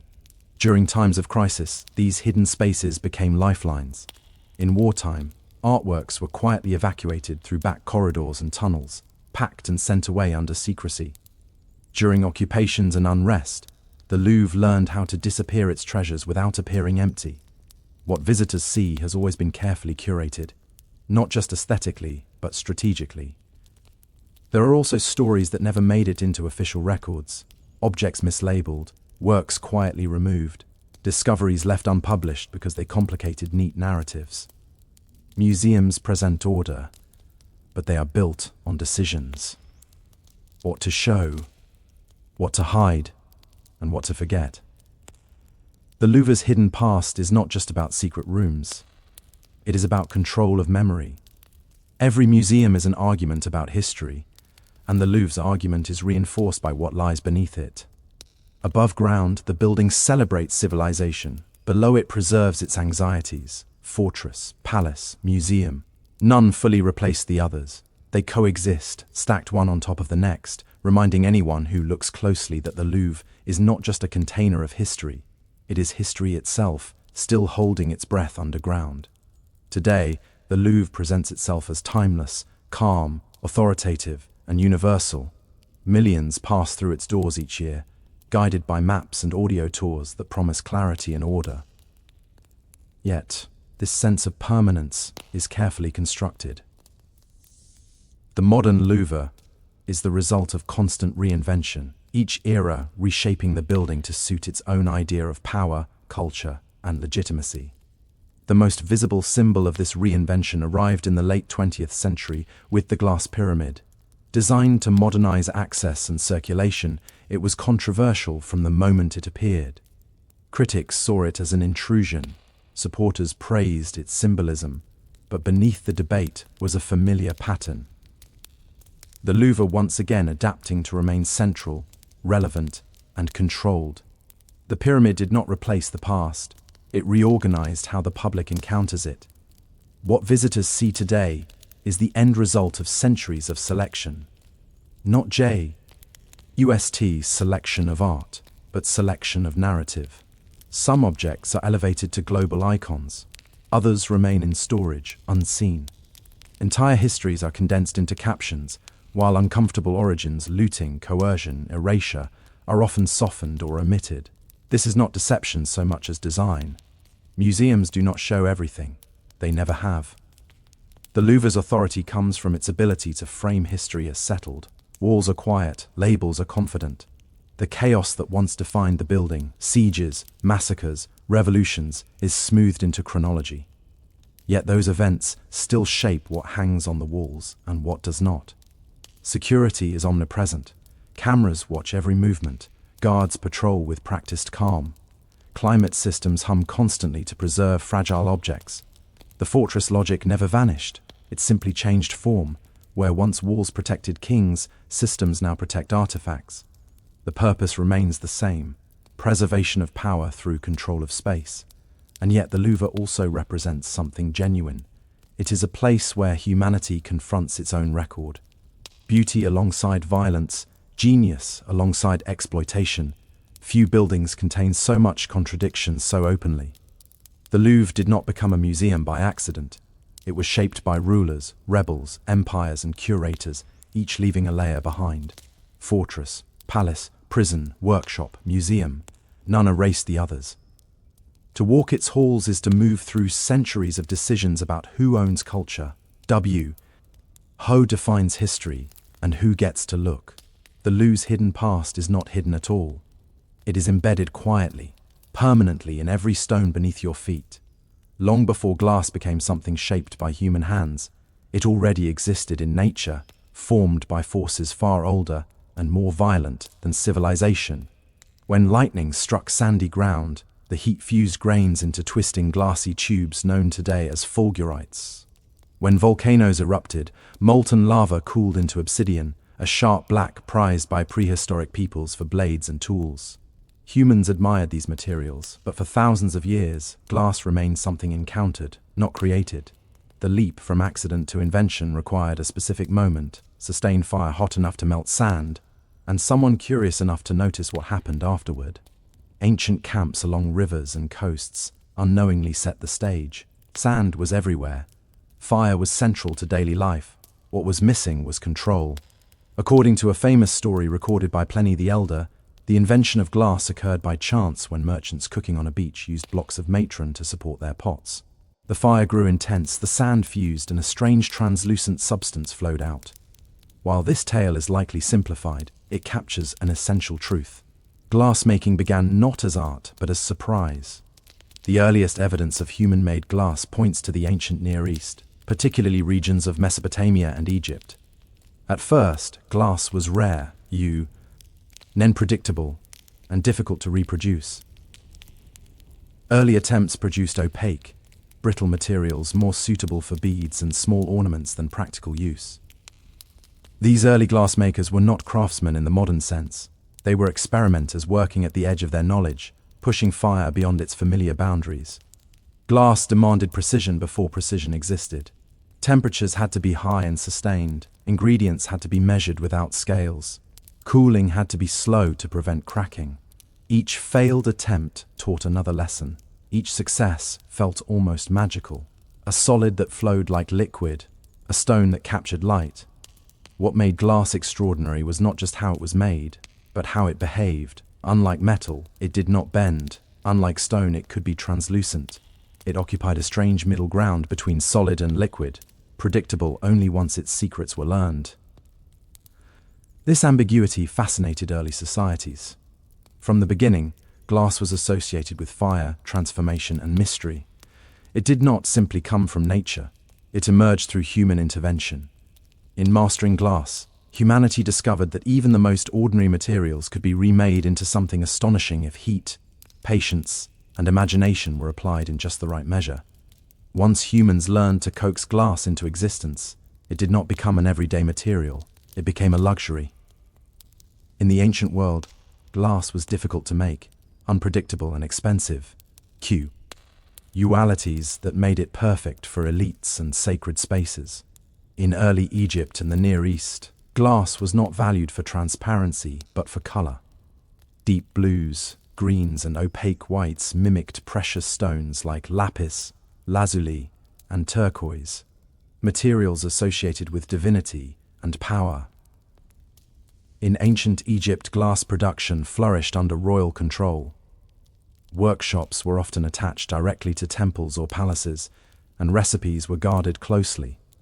Glassmakers were specialists, sometimes working alongside metal workers and jewelers. Their output was small but symbolic: beads, amulets, inlays, and cosmetic containers. These objects were not meant for daily use. They were offerings to gods, markers of rank, and companions for the dead.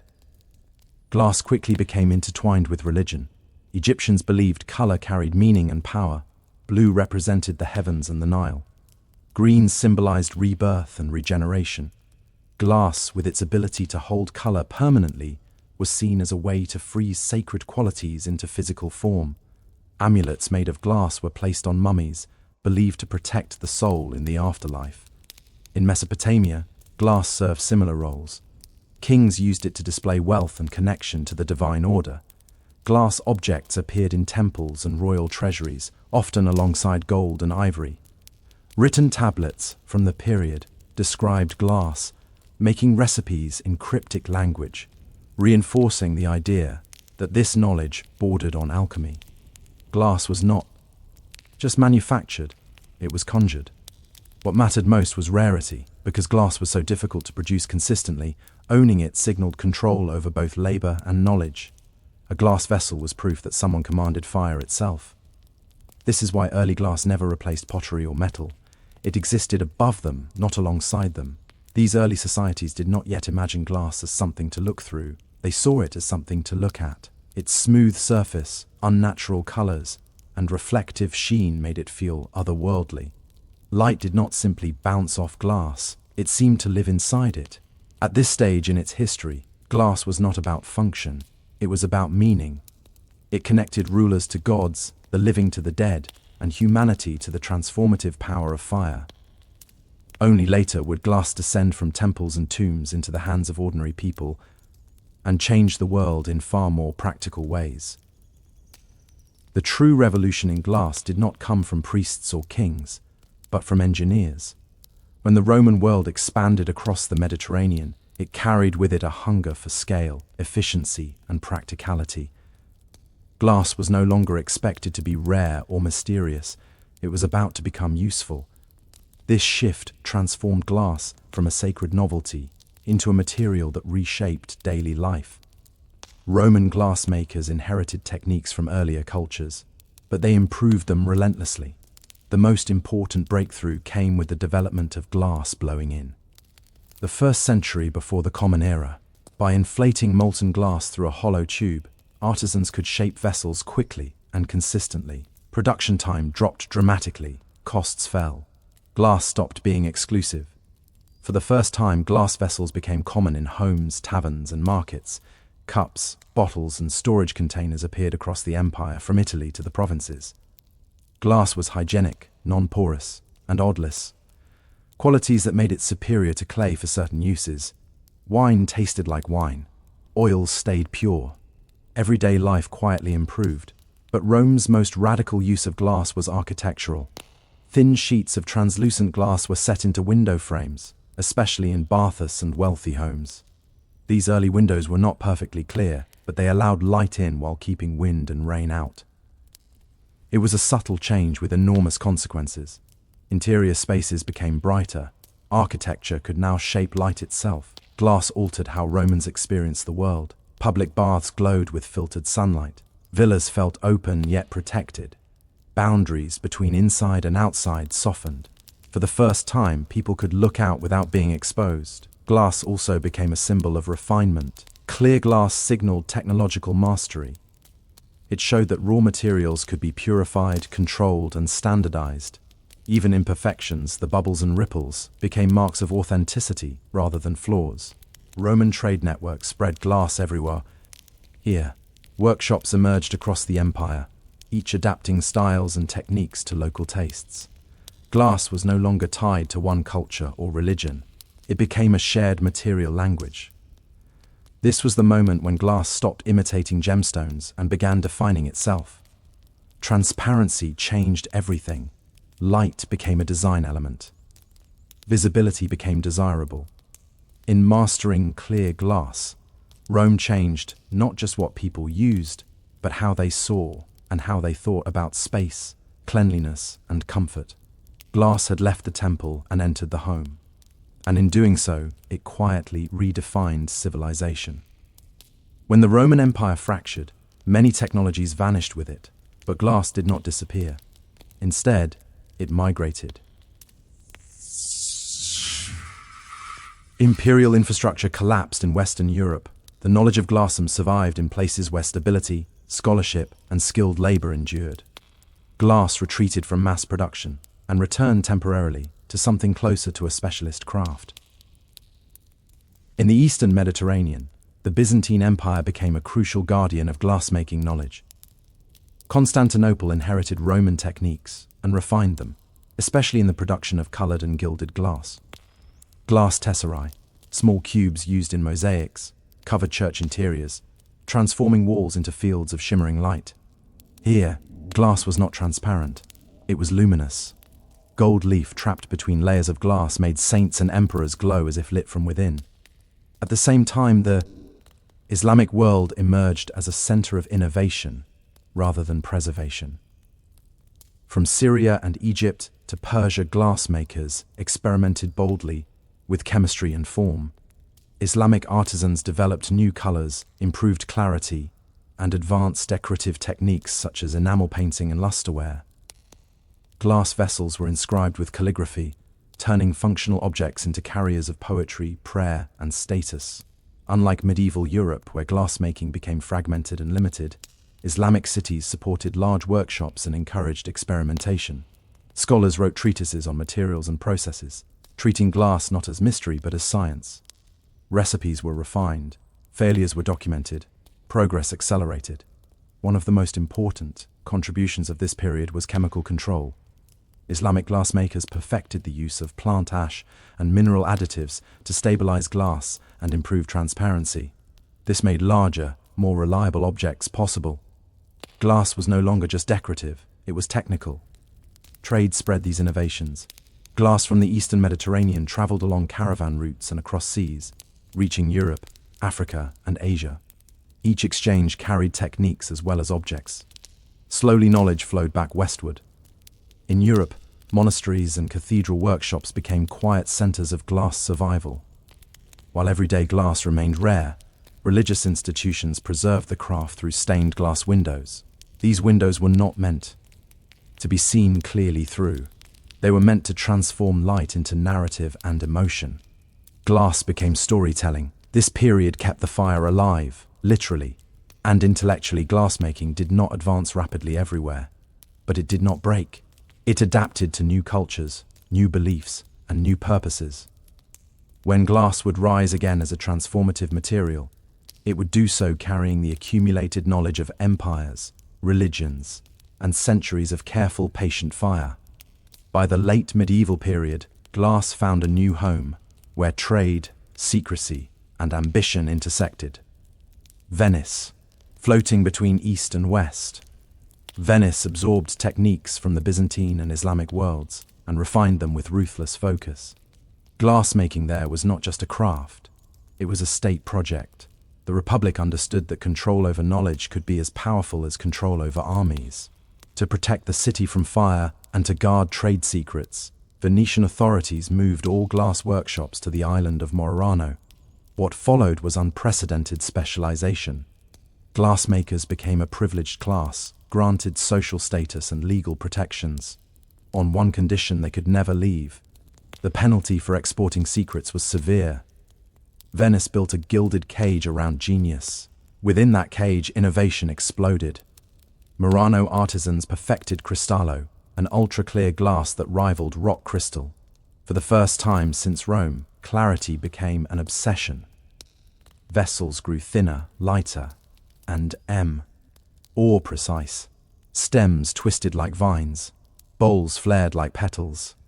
Glass was no longer merely functional or symbolic. It was virtuosity made visible. Color returned, but with new control. Milky latimo imitated porcelain. Aventurines sparkled with copper flecks. Filigree threads were embedded inside transparent walls, freezing motion within solid form. These were not accidents of fire. They were calculated effects achieved through exact timing and composition. Glassmaking had become choreography. Venetian glass spread across Europe as a luxury export. Courts competed to display Murano pieces on banquet tables and in cabinets of curiosity. Possessing Venetian glass signaled taste, wealth, and connection to the most advanced craftsmanship of the age. Imitators tried and failed to replicate it. Without the recipes, the results fell short. This success bred paranoia. Glass makers were watched, marriages were regulated, even travel required permission. Venice treated glass as intellectual property centuries before the term existed. The material that once symbolized mystery now symbolized monopoly. Yet the pressure had a cost. Innovation slowed as secrecy hardened into rigidity. Other regions began to experiment independently, breaking Venice's hold. Still, the Murano legacy endured. It proved that glass could be mastered to extremes. Clear as air, thin as leaves, strong enough to endure centuries. In Venice, glass crossed a threshold. It became pure skill, human control over heat, sea, chemistry, and time. Captured forever in a form that looked impossibly fragile, and yet survived. As glass-making techniques improved, glass escaped the table and the workshop and began reshaping how humans perceived reality itself. The most transformative shift came when glass was no longer admired as an object, but trusted as a medium, something you could look through, rely on, and build knowledge around. Clear window glass spread slowly across Europe, first in churches and elite homes, then outward. Light, once a scarce and directional resource, could now be managed. Interiors brightened, walls no longer had to be thick and defensive. Architecture opened itself to the outside world. Glass changed cities before anyone noticed it had done so. But the real revolution arrived when glass learned to bend light. Early lenses had existed in crude form for centuries, but improved clarity and consistency made them practical. Convex glass could magnify. Concave glass could correct vision. Eyeglasses appeared in late medieval Europe, quietly extending productive life for scholars, scribes, and craftsmen. Knowledge stopped being limited by aging eyes. Then curiosity took over. Glass lenses were stacked, shaped, and aligned. The result was the telescope and the microscope, devices that shattered old assumptions about scale and place. The heavens were no longer fixed, lights embedded in crystal spheres. The natural world was no longer smooth and complete. Glass revealed motion, imperfecti, on, and depth where none had been seen before. Through lenses, humans saw mountains on the moon, rings around distant planets, and microorganisms writhing in a drop of water. These discoveries were not philosophical arguments. They were visual facts, and they destabilized entire worldviews. Glass became dangerous. Religious and political authorities understood this immediately. A material that allowed people to see for themselves weakened inherited truth. Observation challenged doctrine. Measurement challenged tradition. The clarity of glass supported a new kind of thinking, empirical, skeptical, and restless. At the same time, glass entered printing and navigation. Glass plates improved presses. Lenses refined maps and instruments. Mariners trusted glass compasses and optical tools to cross oceans. Empires expanded on the back of transparent precision. What made glass so powerful was its neutrality. It did not argue, it showed. Once something was seen clearly, it could not be unseen. Glass turned vision into evidence. This chapter marked a turning point. Glass was no longer just crafted. It was integrated into thought itself. It became an extension of the human eye, correcting it, enhancing it, and ultimately challenging humanity's place in the universe. From this moment on, glass was inseparable from science, exploration, and doubt. The world was no longer interpreted solely through authority. It was examined through fire-made sand that had learned how to tell the truth. Or most of its history, glass remained tied to skilled hands and small workshops. Even at its most advanced, production was slow, fragile, and limited. That changed abruptly with the arrival of industrialization. Fire, once carefully tended by artisans, was now harnessed by machines. Glass was about to lose its intimacy and gain unprecedented reach. The key shift was scale. New furnaces burned hotter and longer than any human-operated hearth. Coal replaced wood. Temperatures became consistent. Recipes stabilized. What had once taken days of careful labor could now be produced continuously. Glass sheets grew larger. Bottles became standardized. Imperfections that once marked individuality were now considered flaws to be eliminated. Factories transformed glass into infrastructure. Windows were no longer luxuries reserved for churches and palaces. They appeared in townhouses, schools, shops, and eventually factories themselves. Buildings filled with light. Urban life changed rhythm. Interiors no longer depended on open doors or daylight hours. Work extended. Surveillance increased. Visibility became normal. Glass also reshaped industry directly. Bottles preserved food and medicines safely and cheaply. Chemical experiments relied on glass containers that resisted corrosion and revealed reactions clearly. Laboratories multiplied. Science accelerated. Glass became the silent partner of progress. The most dramatic innovation came with new methods for producing flat glass. Technique evolved until large, relatively even panes could be manufactured reliably. Storefronts appeared, transforming commerce. Goods could now be displayed behind transparent barriers, seen but protected. Desire was encouraged. Consumption became visual. This period also marked a shift in labor. Glass workers lost autonomy. Skills passed down through generations were replaced by mechanized processes and factory discipline. The material survived, but the culture around it changed. Glass was no longer mysterious or rare. It was expected, and yet something deeper happened. As glass became ubiquitous, people stopped noticing it. Transparency turned invisible, windows disappeared from awareness, even as they dominated space. Glass shaped experience quietly, separating inside from outside, public from private, observer from observed. By the end of this chapter, glass had fully entered modern life. It was no longer admired as an object, it was trusted as an environment. Walls became transparent, containers became neutral, vision became continuous. Glass had completed its transformation from sacred substance to everyday necessity. And in doing so, it prepared the world for its final role, not just showing reality, but mediating it entirely. By the 20th century, glass no longer announced itself. It surrounded quietly, shaping modern life so completely that it became almost invisible. Skyscrapers rose wrapped in reflective skins. Cities turned into vertical mirrors. Where stone once projected permanence and power, glass now projected openness, efficiency, and control. Architects embraced glass as ideology. Transparency suggested honesty. Light implied progress. Buildings made of glass claimed nothing to hide, even as they reflected everything back at the viewer.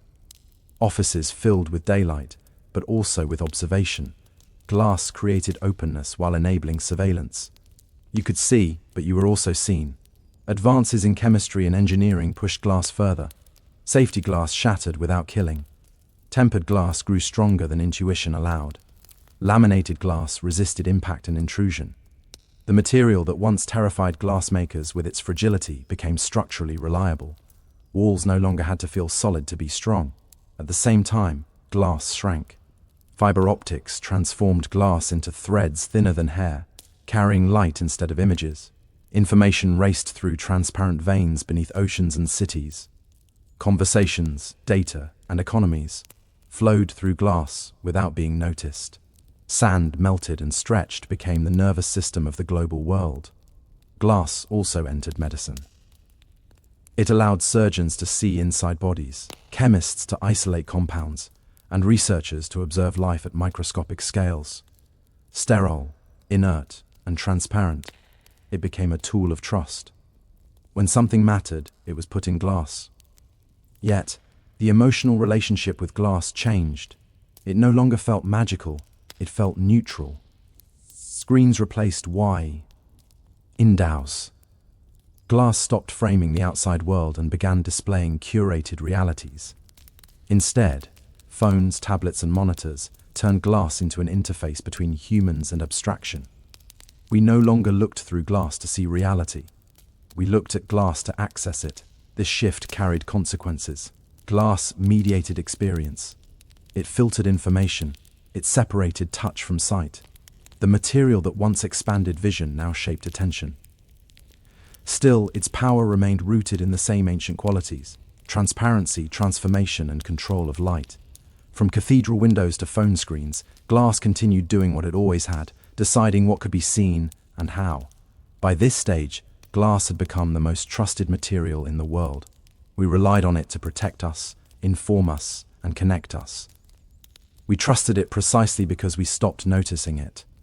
And that was its final transformation, not into art, not into science, but into environment.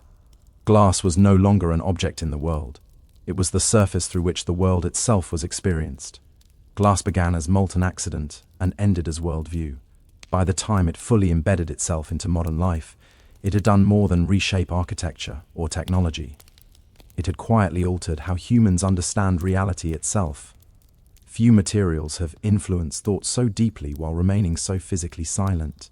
Glass taught humanity to value clarity, not just optical clarity, but conceptual clarity. The idea that truth could be seen, measured, and verified depended on transparent tools. Science relied on glass to reveal reactions, cells, and stars.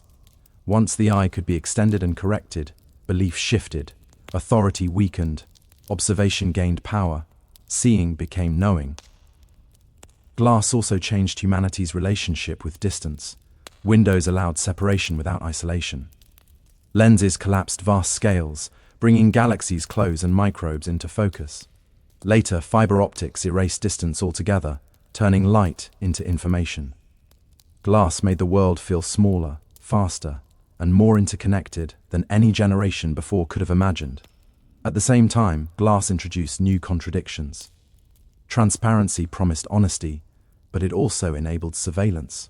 Walls that could be seen through could also be watched through. Display windows invited desire. Screens curated attention. Glass never forced these outcomes. It simply made them possible. Humans decided how to use what glass allowed. There is something uniquely unsettling about glass. It feels solid but can vanish when struck. It protects while remaining fragile. It separates without fully dividing. These contradictions mirror human ambition itself, the desire to control nature while remaining vulnerable to it. Glass became the perfect partner to that impulse. Even today, glass sits at the boundary between presence and absence. A screen shows a face that is not there. A window frames a world you cannot touch. A lens reveals truth that challenge comfort. Glass mediates experience without replacing it, always reminding us that perception is shaped, not neutral. What makes glass extraordinary is not its chemistry but its endurance. Civilizations collapsed. Empires fell. Belief systems changed. Glass adapted to all of them. It served gods, kings, scientists, merchants, and machines without belonging fully to any. From molten sand to stained windows, from obsidian blades to digital screens, glass followed humanity's desire to see more clearly, and sometimes to hide behind that clarity. It remains a material born of fire and patience, demanding control yet punishing carelessness. In the end, glass did not just change how humans see the world. It changed what they expect to see and what they believe counts as truth when they